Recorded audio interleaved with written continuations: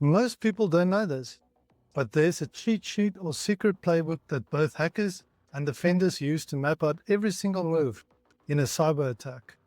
This isn't science fiction, it's called Mitre ATT&CK, a publicly available knowledge base that's basically a massive, constantly evolving encyclopedia of how real-world attackers think and operate. Let's pull up the website. attack.mitre.org. Built on actual observations from the field by the non-profit Mitre Corporation, the same organization that runs the CVE program, the Universal ID System for every known security vulnerability. So these are the people who catalog the holes and the attacks. It's the playbook behind all of modern cybersecurity. As someone with over 20 years of work experience in cybersecurity, I use this framework to break down real threats and train security teams. I can tell you, this is the resource that separates people who kind of understand cybersecurity from those who actually get it. So stick around, because I'm going to break down exactly how the framework works, why it's a total game changer, and how you can use it to start thinking like a defender. Whether you're a student, a brand new analyst, or just cyber curious. Why should you care? Okay, so why is this so important? Imagine you're defending a castle. You could just build thick walls and hope for the best. Or you could study every trick, tactic, and exploit that invaders have ever used to breach a fortress.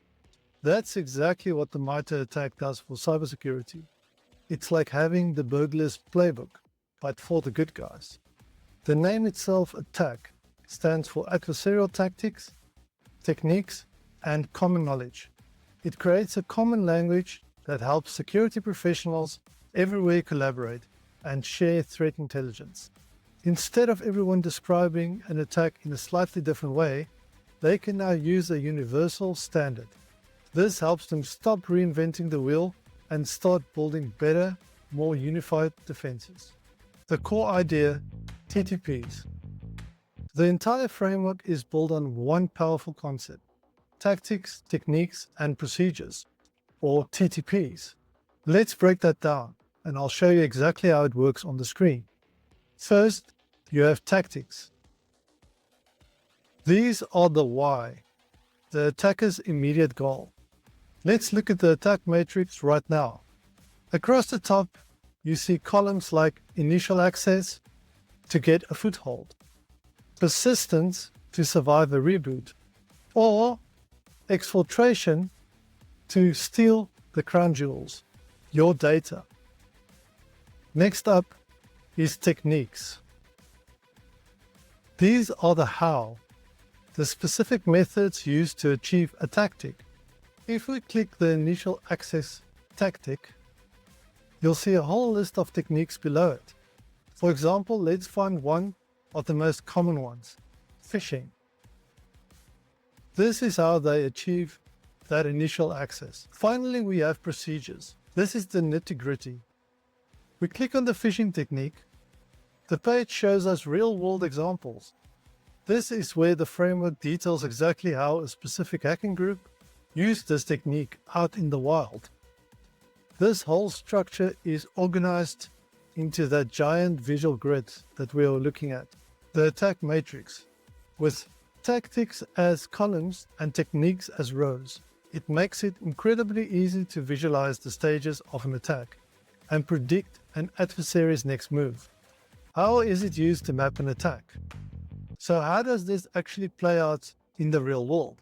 Let's walk through a typical attack, and we can follow along by looking at the matrix. It often kicks off with reconnaissance, where attackers are quietly gathering intel on their target. Then comes initial access, where they might use that phishing technique that we saw to slip past your defenses. Once they're in, they'll use execution techniques to run their malicious code. But they're not done. From there, they'll try to establish persistence to stay locked in, use privilege escalation to get more power, and deploy defense evasion to remain invisible. They'll hunt for passwords with credential access techniques, explore the network with discovery, and spread to other machines using lateral movement. Finally, they'll aim for impact, which could be anything from deploying ransomware to stealing data through exfiltration. Defenders or blue teams use this exact map to build smarter detection rules and hunt for threats proactively. Meanwhile, offensive security pros or red teams use it to simulate real-world attacks and find weaknesses before the bad guys do. Is this just for big companies? So, is attack only useful for giant corporations with bottomless security budgets? Not at all. For anyone learning cybersecurity, it's one of the most valuable resources out there. It helps you understand what suspicious behavior actually looks like and gives you a massive advantage in your career. The entire knowledge base is free and open for you to explore on the Mitre website. Plus, it's a living framework that's constantly being updated. As we can see on the updates page, the October 2025 release, version 18, was just published. This update introduced major changes, including expanding coverage for threats, targeting modern infrastructure like CI/CD pipelines, Kubernetes, and cloud databases. It also enhanced the mobile framework, adding techniques that cover abuse of linked devices, features in popular messaging apps. And that's the Mitre attack framework in a nutshell. It's more than just a list of exploits. It's a strategic roadmap that helps us understand how cyber attacks actually happen and, more importantly, how to stop them. It takes the guesswork out of cybersecurity and empowers all of us to be more proactive and strategic. Drop a comment below with your favorite attack tactic. I'd love to hear which one you found most interesting. And if you want to keep learning, watch this video next, where I dive into the key differences between pen testing and red teaming in cybersecurity. Until next time, stay curious and stay secure.